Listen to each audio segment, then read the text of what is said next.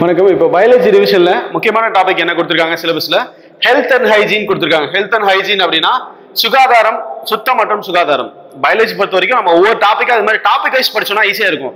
Book wise படிச்சா நம்மளுக்கு கஷ்டமா இருக்கும். இப்போ லாஸ்ட் 20 நாள் எப்படி ரிவிஷன் பண்ணோம், இது மாதிரி டாபிக் வைஸா எப்படி ரிவிஷன் பண்ணோம். சயின்ஸ் பொறுத்த வரைக்கும் ரொம்ப ஈஸியா படிக்கலாம். அப்ப டாபிக் வைஸா எப்படி ரிவிஷன் பண்றது அப்படிங்கிறத பத்தி பார்க்கலாம். அதுல பார்த்தோம் அப்படின்னா ஃபர்ஸ்ட் வந்து ஹெல்த் அண்ட் ஹைஜீன் டாபிக். இதுல ஹெல்த் அண்ட் ஹைஜீன்ல ஊட்டச்சத்துக்களின் வகைகள், கிளாஸஸ் ஆஃப் நியூட்ரியன்ஸ் பத்தி பார்க்க போறோம்.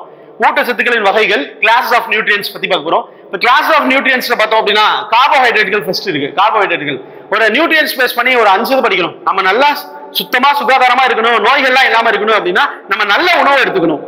நல்ல சுத்தமா சுகாதாரமான உணவு எடுத்துக்கணும். அதுல என்னென்ன நியூட்ரியன்ஸ் தான் இருக்கு அப்படிங்கிற பத்தி சொல்றோம். என்ன நியூட்ரியன்ஸ் இருக்கு? 5 டைப்ஸ் ஆஃப் நியூட்ரியன்ஸ் இருக்கு. ஃபர்ஸ்ட் ஒன் என்ன சொல்றாங்க அப்படின்னா கார்போஹைட்ரேட்ஸ். ரெண்டாவது என்ன சொல்றாங்க அப்படின்னா புரோட்டீன், புரதம். மூணாவது லிப்பிட்ஸ், லிப்பிட்ஸ்னா கொழுப்புகள். நாலாவது என்ன சொல்லலாம் அப்படின்னா விட்டமின்ஸ் சொல்லலாம். விட்டமின்ஸ் பத்தி முன்னாடியே பார்த்திருக்கோம், விட்டமின்ஸ், வைட்டமின்கள். அஞ்சாவது என்ன? மினரல்ஸ், மினரல்ஸ்னா தாது உப்புகள் பத்தி. இந்த 5 நியூட்ரியன்ஸ் பத்தி ஃபுல்லா படிக்க போறோம். இந்த 5 நியூட்ரியன்ஸ்னா என்ன முக்கியமான வேலை செய்யுது அப்படிங்கிற பத்தி படிக்க போறோம். அதுல ஃபர்ஸ்ட் ஒன் பார்த்தோம் அப்படின்னா கார்போஹைட்ரேட்ஸ். இது வந்து ஒரு கரிம சேர்மம். கார்போஹைட்ரேட்னா அது வந்து ஒரு கரிம சேர்மம். It is an organic compound composed of carbon, hydrogen, oxygen.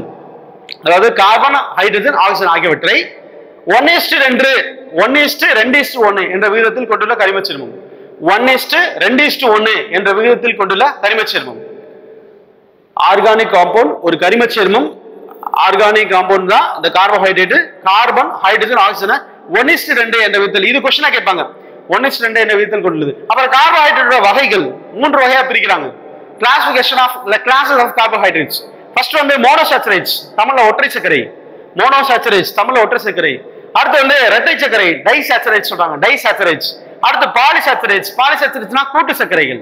இப்போ ஒற்றை சர்க்கரைக்கு என்ன எடுத்துக்காட்டு? இதான் கொஸ்டின் கேட்பாங்க. ஒற்றை சர்க்கரைக்கு என்ன எடுத்துக்காட்டு? அவ்வளவுதான். இப்போ ஒற்றை சர்க்கரைக்கு என்ன எடுத்துக்காட்டு? Glucose, fructose, galactose. ஒற்றை சர்க்கரை மோனோ, ஒற்றைனா மோனோ. அடுத்து இரட்டை சர்க்கரை அப்படின்னா டைசாச்சுரேட்ஸ் சொல்லுவாங்க, டைசாச்சுரேட்ஸ். டைசாச்சுரேட்ஸ்ல என்ன இருக்கு? Sucrose, lactose, maltose. Sucrose, lactose, maltose இது எல்லாமே டைசாச்சுரேட்ஸ்க்கு எடுத்துக்காட்டு. Sucrose, lactose, maltose. அடுத்து பாலிசாச்சுரேட்ஸ்க்கு என்ன எடுத்துக்காட்டு? கூட்டு சர்க்கரைகளுக்கு. கூட்டு சர்க்கரைகளுக்கு amylose, amylopectin, starch. Amylose, amylopectin, starch. இது எல்லாமே பாலிசர்க்கரைக்கு எடுத்துக்காட்டு. பாலிசர்க்கரை, கூட்டு சர்க்கரைக்கு எடுத்துக்காட்டு. இந்த எக்ஸாம்பிள் மட்டும் தான் கேட்பாங்க. அப்படியே வாடிஸ்ல கேட்பாங்க, இல்ல பொறுத்துக்களை கேட்பாங்க, மேக்ஸ் வாழவே கேட்பாங்க. அப்ப கார்போஹைட்ரேட்னா என்ன? இது வந்து ஒரு கரிம சேர்மம். கார்பன், ஹைட்ரஜன், ஆக்சிஜன் 1:2:1 என்ற விதத்தில் பெற்றுள்ளது. இதோட வகைகள் என்னன்னு பார்த்திருக்கோம். அடுத்து என்ன யூனிட் பார்க்க போறோம் அப்படின்னா புரோட்டீன்ஸ். அடுத்து புரோட்டீன். ஃபர்ஸ்ட் நியூட்ரியன் பார்த்தாச்சு. Second நியூட்ரியன் protein. புரோட்டீன் என்பது என்ன? இது வந்து ஒரு பாலிபெப்டைட் செயின் மூலம் இணைக்கப்பட்ட ஒரு அமினோ ஆசிட் சொல்றாங்க. பாலிபெப்டைட் தமிழ்ல ஏதாவது சொல்றாங்க. பாலிபெப்டைட் இணைப்பு மூலம், பெப்டைட் இணைப்பு மூலம் இணைக்கப்பட்ட ஒரு அமினோ அமிலங்கள், இதுதான் புரதம் சொல்றாங்க. அப்ப உடலுக்கு தேவையான அமினோ அமிலங்கள் இது எல்லாமே உடலுக்கு தேவையானது. உடல் மூலமா சுரக்கப்படுவதில்லை, உணவுப் பொருள்கள் இருந்து பெறப்படுகிறது. அதனால எசென்சியல் அமினோ ஆசிட்ஸ்னா என்ன அப்படின்னு கேட்பாங்க. அதுல எக்ஸாம்பிள் கொடுத்துருக்காங்க. ஆடினைன், அலைன், ஃபினைல், வேனைன், தயோனைன், அப்புறம் லைசின், ஐசோலசின், இதெல்லாமே நிறைய இருக்கு. அதனால எல்லாமே தேவையில்லை. சும்மா அத்தியாவசிய அமினோ அமிலங்கள்னா என்ன? உடலுக்கு தேவையானது, ஆனா உடல் மூலமா சுரக்கப்படாது, சிந்தசிஸ் ஆகாது, உணவுப் பொருள்கள் மூலம் பெறப்படுவதுதான் அத்தியாவசிய அமினோ அமிலங்கள். அப்போ புரோட்டீன் என்பது polypeptide chains made up of amino acids சொல்றாங்க. Polypeptide chains made up of amino acids which provide maximum energy than carbohydrate and liquid. அதாவது புரதங்கள் வந்து ஜிம்முக்கு போனாலும் புரோட்டீன் பவுடர் சாப்பிடுவாங்க. புரோட்டீனா புரதம். அப்ப புரதம் என்ன ஆகும் அப்படின்னா கார்போஹைட்ரேட், லிப்பிட் இதை விட அதிக அளவு எனர்ஜி கொடுக்கும், அப்படின்னு சொல்றாங்க. அப்ப கார்போஹைட்ரேட், புரதம் இதை தவிர இதை விட அதிகமான அளவு கொடுக்கிறது தான் புரதம் சொல்றாங்க. அப்ப லிப்பிடுகளையும் கார்போஹைட்ரேட்டை விட அதிகமா தரும். அடுத்து மூணாவது என்ன பார்க்க போறோம் அப்படின்னா ஃபேட்ஸ். ஃபேட்ஸ்னா கொழுப்புகள். ஃபேட்ஸ் என்ன சொல்றாங்கன்னா ட்ரைகிளிசரைடுகள், தமிழ்ல 3 கிளிசரைடுகள் சொல்றாங்க. 3 கிளிசரைடுகள், கிளிசரைடுகள் அப்படின்னு சொல்றாங்க. 3 கிளிசரைடுகள். இதோட வகைகள் பார்த்தோம் அப்படின்னா ஆல்பா லினோலெனிக் ஆசிட்ஸ் அப்படின்னு சொல்லுவாங்க. ஆல்பா லினோலெனிக் அமிலம் தமிழ்ல ஏதான் ஆல்பா லினோலெனிக், லினோலெனிக் அமிலம், லினோலெனிக் அமிலம் அப்படின்னு சொல்லுவாங்க. இது வந்து லினோலெனிக் அமிலம். ஆல்பா லினோலெனிக்னா ஒமேகா ஃபேட்டி ஆசிட்ஸ்.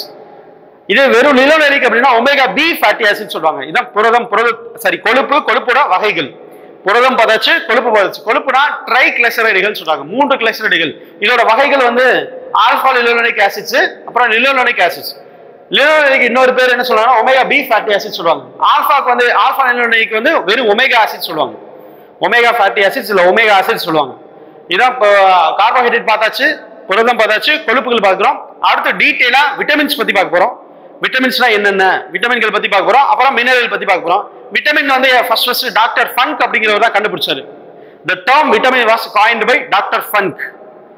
ஃபங்க் தான் வந்து விட்டமினை கண்டுபிடிச்சாரு. அதுல என்னென்ன விட்டமின்ஸ் வந்து அதிகமா இருந்தா அதுல என்னென்ன நோய் இருக்கும், விட்டமின் டியோட முக்கியத்துவம் என்ன, அதுக்கப்புறம் விட்டமின் சியோட முக்கியத்துவம் என்னன்னு கொடுத்துருக்காங்க. வாழைப்பழத்தை ஏன் வந்து ஃப்ரிட்ஜில் வைக்கக்கூடாது அப்படின்னு சொல்லிட்டு ஸ்கூல் புக்ல கொடுத்துருக்காங்க. இது மாதிரி நம்ம ரிவிஷன் பண்ணோம்னா வாழைப்பழத்துல பழுக்கக்கூடிய என்சைம்ஸ் வந்து இன்ஆக்டிவ் ஆயிரும். ஓகேங்களா. அதுக்கப்புறம் விட்டமின் சி வந்து நான் ஹீம் அயான், அதாவது இறைச்சியில உள்ள அயானை வந்து உறிஞ்சுவதற்கு விட்டமின் சி பயன்படுகிறது. விட்டமின் டி என்ன சொல்லுவாங்க, சூரிய ஒளி விட்டமின், சன்ஷைன் விட்டமின். சூரிய ஒளி மூலமா நமக்கு விட்டமின் டி வந்து உருவாக்க பயன்படுகிறது. எர்கோ கால்சிஃபெரால் அப்படின்னு சொல்லுவாங்க விட்டமின் டி அப்படின்னாவே. டீஹைட்ரோ கொலஸ்ட்ரால் என்னும் பொருள், சூரிய ஒளி வந்து நம்ம தோலின் மீது படும்போது டீஹைட்ரோ கொலஸ்ட்ரால், நம்ம தோல்ல உள்ள டீஹைட்ரோ கொலஸ்ட்ரால் என்னும் பொருள் தான் விட்டமின் டி ஆக மாற்றப்படுகிறது அப்படின்னு சொல்லுவாங்க. இதான் விட்டமின்ஸ் பத்தி. விட்டமின் டேர்மை வந்து காயின் பண்ணது யாரு அப்படின்னா டாக்டர் ஃபங்க் அப்படிங்கிறவர் காயின் பண்ணார்.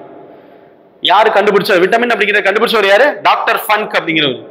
விட்டமின்ல என்னென்ன வகைகள், அந்த அல்பாபெட்ட விட்டமின் ஏபிசி அப்படின்னு பேர் வைக்கிறாரு. விட்டமின் சி வந்து எதுக்கு பயன்படுது, விட்டமின் சி எதுக்கு பயன்படுதுன்னா இரும்பு, அதாவது நான் ஹீம் அயான், மாமிசத்துல உள்ள இரும்பு சத்தை உறிஞ்சுவதற்கு விட்டமின் சி பயன்படுகிறதுன்னு சொல்றாங்க. விட்டமின் டி எதுக்கு பயன்படுது அப்படின்னா சூரிய ஒளி விட்டமின். நமது உடல்ல சூரிய ஒளி மூலமாக டீஹைட்ரோ கொலஸ்ட்ரால் என்னும் பொருள் வந்து விட்டமின் டி ஆக மாற்றப்படுகிறது. அப்புறம் வாழைப்பழத்தை ஏன் குளிர்சாதன பெட்டியில் வைக்கக்கூடாது அப்படின்னா அதோட பழுக்கக்கூடிய என்சைம் வந்து இன்ஆக்டிவ் ஆயிரும். இதான் விட்டமினை பத்தி.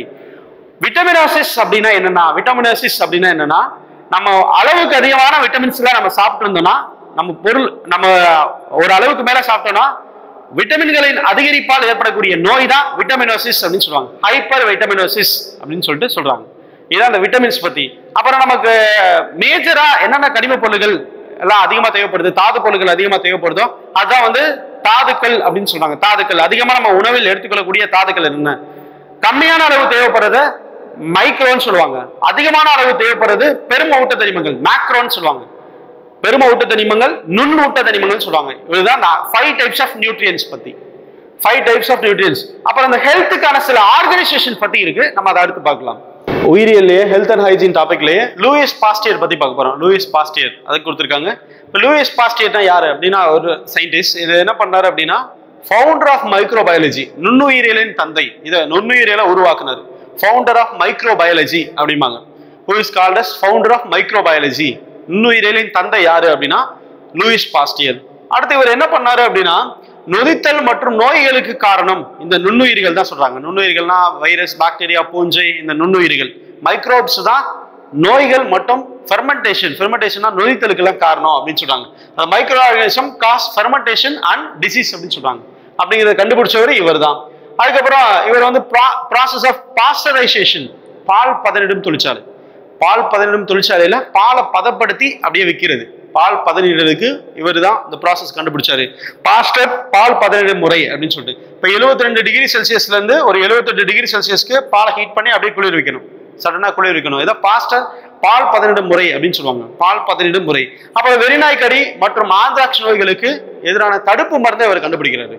வெறிநாய்க்கடி, ஆந்த்ராக்ஸ் நோய்களுக்கு எதிரான தடுப்பு மருந்தை கண்டுபிடிக்கிறார் யாரு, Louis Pasteur founder of microbiology அப்படின்னு சொல்றாங்க. நொதித்தல் மற்றும் நோய்களுக்கு காரணம் இந்த நுண்ணுயிரிகள் தான், மைக்ரோப்ஸ் தான் அப்படின்னு சொல்றாங்க. அது ஒரு ப்ராசஸ் ஆஃப் பாஸ்டரைசேஷன், பாஸ்டல் பால் பதனிடும் முறை அப்படிங்கிறது இவர் தான் கண்டுபிடிச்சாரு. 72 டிகிரி செல்சியஸ்ல இருந்து 78 டிகிரி செல்சியஸ் வரைக்கும் ஹீட் பண்றது. அதுக்கப்புறம் வெறிநாய்க்கடி மற்றும் ஆந்த்ராக்ஸ் நோய்களுக்கு தடுப்பு மருந்தை கண்டுபிடிச்சாரு இவர். அது vaccination against, he developed the vaccination against rabies and anthrax அப்படிங்கிறதுக்காக. அதாவது ஆந்த்ராக்ஸ் மற்றும் ரேபிஸ்னா வெறிநாய்க்கடி, அதுக்கான தடுப்பு மருந்தை டெவலப் பண்றாரு. நெக்ஸ்ட் யாரை பத்தி பார்க்க போறோம்னா நெக்ஸ்ட் ஆபரேஷன் ஃபிளட். அதாவது ஆபரேஷன் ஃபிளட் வெண்மை புரட்சி. வெண்மை புரட்சியின் தந்தை யாரு?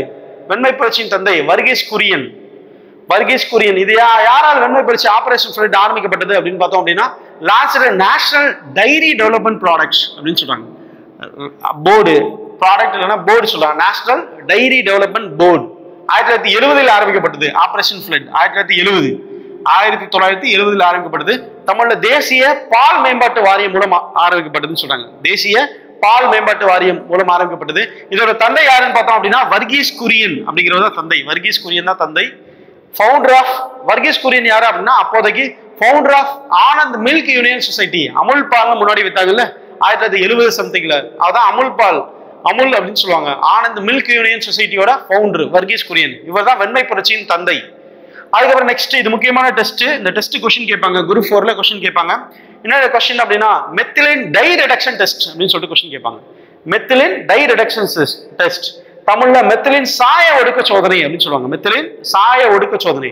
தமிழ்ல பாலில் உள்ள நுண்ணுயிர்களை மதிப்பிட இது பயன்படுகிறது. பாலில் உள்ள நுண்ணுயிர்களை மதிப்பிட இது பயன்படுகிறது. அதான் மெத்திலின் சாய ஒடுக்க சோதனை அப்படின்னு சொல்றாங்க. பாலில் உள்ள நுண்ணுயிர்களை பார்த்து எவ்வளவு மைக்ரோப்ஸ் இருக்கு அதை வச்சுட்டு பால்ல தண்ணி கலந்துருக்காங்களா இல்லையா அப்படின்னு சொல்லிட்டு பால் பதனிடும் தொழிற்சாலையில கண்டுபிடிச்சிருவாங்க. பால் சொசைட்டில கண்டுபிடிச்சிருவாங்க. அந்த டெஸ்ட்டுக்கு பேர் என்ன? Methylene dye reduction test. தமிழ்ல மெத்திலின் சாய ஒடுக்க சோதனை. பால்ல தண்ணி இருக்கா இல்லையா அப்படின்னு கண்டுபிடிக்கிறது. அதுக்கப்புறம் நம்ம அடுத்து என்ன பார்க்க போறோம் அப்படின்னா, இதுல என்னென்ன அக்மார்க்ஸ், இப்போ பால் பொருட்களோட பால் பொருட்கள் பத்தி என்னென்ன இருக்கு, அக்மார்க்ஸ் இருக்கு, இதை பத்திலாம் நம்ம அடுத்தது பார்க்க போறோம். என்னென்ன ஆர்கனைசேஷன் இருக்கு, ஸ்டாண்டர்ட் ஆர்கனைசேஷன், ஃபேஸை என்ன இருக்கு அப்படிங்கிற பத்திலாம் அடுத்தது பார்க்க போறோம். இப்போ வந்து லூயிஸ் பாஸ்டர் பார்த்திருக்கோம். அடுத்து என்ன பார்த்திருக்கோம்? வர்கீஸ் குரியன் ஆபரேஷன் ஃப்ளட் அந்த அமைப்பை பத்தி பார்த்திருக்கோம். நெக்ஸ்ட் சில ஆர்கனைசேஷன் பத்தி பார்க்க போறோம். இந்த ஹெல்த் அண்ட் ஹைஜீன் டாபிக்லயே சில ஆர்கனைசேஷன், கவர்மெண்ட் ஆர்கனைசேஷன் என்னது, எதெல்லாம் வந்து நமக்கு சுகாதாரம் மற்றும் சுத்தத்தை வந்து நமக்கு அதிகப்படுத்துகிறது அப்படிங்கிற ஆர்கனைசேஷன்லாம் பத்தி பார்க்க போறோம். அதுல ஃபர்ஸ்ட் ஆர்கனைசேஷன் அப்படின்னு பார்த்தோம் அப்படின்னா FCI, food corporation of India, இந்திய உணவு கழகம் அப்படின்னு சொல்றாங்க. ஃபுட் கார்பரேஷன் ஆஃப் இந்தியா, இந்திய உணவு கழகம். இது எப்போ ஆரம்பிக்கப்பட்டது? இந்திய உணவு கழகம் அப்படின்னு பார்த்தோம்னா 1965 ஆரம்பிக்கப்பட்டது. இந்திய உணவு கழகம் 1965 ஆரம்பிக்கப்பட்டது. எஸ்டாப்ளிஷ்ட் ஆன் 1965, 1965 அமைக்கப்பட்டது. இதுல தான் அக்டோபர் 16 வந்து உலக உணவு தினம் அப்படின்னு சொல்லுவாங்க. World food day. இது வந்து ஸ்கூல் புக்ல இருக்குங்க, கண்டிப்பா கொஸ்டின் கேட்பாங்க. உலக உணவு தினம், வேர்ல்டு ஃபுட் டே எப்போ அப்படின்னா October 16 உலக உணவு தினம். உணவு தினம். October 15 கை கழுவு தினம். அந்த October 15 Abdul Kalam APJ birthday சொல்லுவாங்க.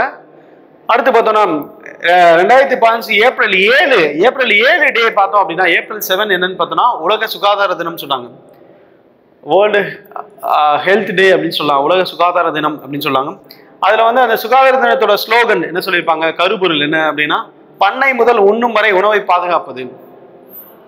ஃபார்ம் டு பிளேட், ஃபார்ம்ல இருந்து பண்ணை, பண்ணையில farm to plate, make food safety அப்படின்னு சொல்லுவாங்க. பண்ணை முதல் உண்ணும் வரை உணவை பாதுகாப்பது அப்படின்னு சொல்றாங்க. அதுக்கப்புறம் 1954 உணவு கலப்பட சட்டம், தடுப்பு சட்டம், உணவு கலப்பட தடுப்பு சட்டம் இந்த வருஷம் கேட்பாங்க. இது எல்லாமே ஸ்கூல் புக்ல கொடுத்துருக்காங்க. உணவு கலப்பட தடுப்பு சட்டம், prevention of food adulteration act அப்படின்னு சொல்லுவாங்க.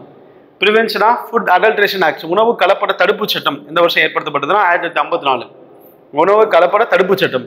அதுக்கப்புறம் 1955 உணவு கலப்பட விதிகள் எப்போன்னு பார்த்தோம் அப்படின்னா prevention of food adulteration rules. Adulteration ரூல்ஸ்னா விதிகள்னு சொல்லுவாங்க. ரூல்ஸ் அடல்ட்ரேஷன் அப்படி அடல்ட்ரேஷன் ரூல்ஸ் விதிகள் சொல்றாங்க.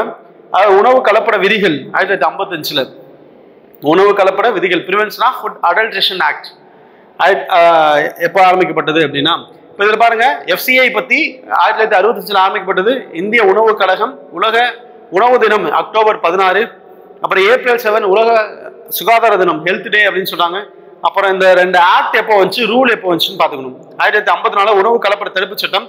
அப்புறம் 55 உணவு கலப்பட விதிகள் இருக்குன்னு சொல்றாங்க. 55 உணவு கலப்பட விதிகள். அடுத்து வந்து கோடாஸ் அலிமெண்டேரியாஸ் அப்படின்னு சொல்லுவாங்க. கோடாஸ் அலிமெண்டேரியாஸ்.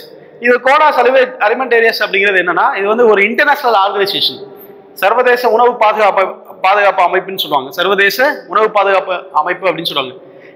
கோடாஸ் அலிமெண்டேரியாஸ் அப்படிங்கிறது சர்வதேச உணவு பாதுகாப்பு, அதாவது இன்டர்நேஷனல் ஆர்கனைசேஷன் சொல்றாங்க. ஃபார் ஃபுட் சேஃப்டி, உணவை பாதுகாப்பதற்காக ஏற்படுத்தப்பட்ட அமைப்பு தான் கோடாஸ் அலிமெண்டேரியாஸ் அப்படின்னு சொல்றது. அடுத்து ISI பிஸ். ISI அப்படின்னா இன்டர்நேஷனல் ஸ்டாண்டர்ட் இன்ஸ்டிடியூஷன் சொல்றாங்க. International standard institutions. அப்போ பிஸ் அப்படின்னா பியூரி ஆஃப் இந்தியன் ஸ்டாண்டர்ட்ஸ்.